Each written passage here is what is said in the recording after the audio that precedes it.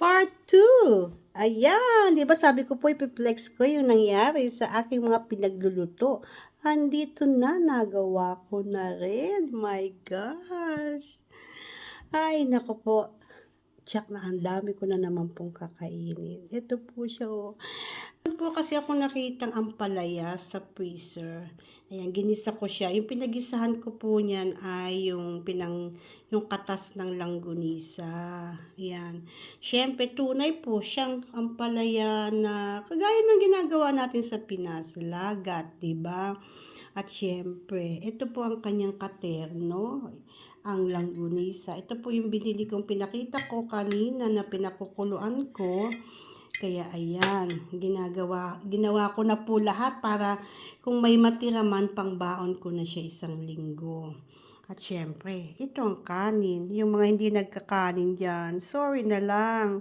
Kasi ako talaga, hindi ako pwedeng kumain ng langgunisa nang walang kanin. At syempre, meron akong suka at patis. At ang ating pangbanlaw, ayan po, oh, kape. Ito lang po ang simpleng buhay ko na meron dito sa Sweden, Pinay style. Ganda ng pagkaluto ko kasi po ito ay aking pong pinakukuluan muna talaga. Kasi pag ako po naglalanggunisa, gusto ko talaga naluluto din yung mismo niyang karne. Para ayoko po ng diretso prito lang. Pakuluan niyo po talaga para po masarap yung hindi siya hilaw-hilaw. Kasi syempre hilaw din po yung giniling na yan. Ayan po ang kakainin ko ngayon. Samahan niyo po ako. Maraming salamat po sa panunood ng ating videos na meron ang inyong mommy. So, po ito, I don't know, tanghalian, almusal, tanghalian, bahala na. Pag nagutom po ako mamaya, di kakain uli ako.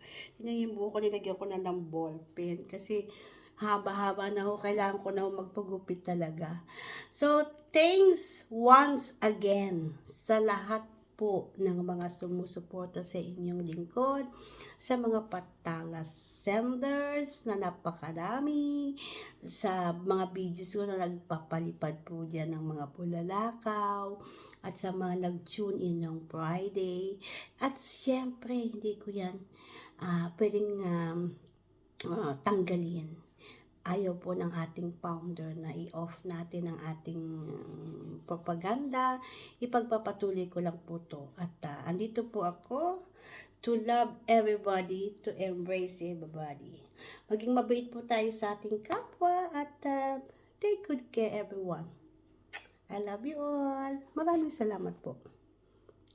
Kakain na po ako.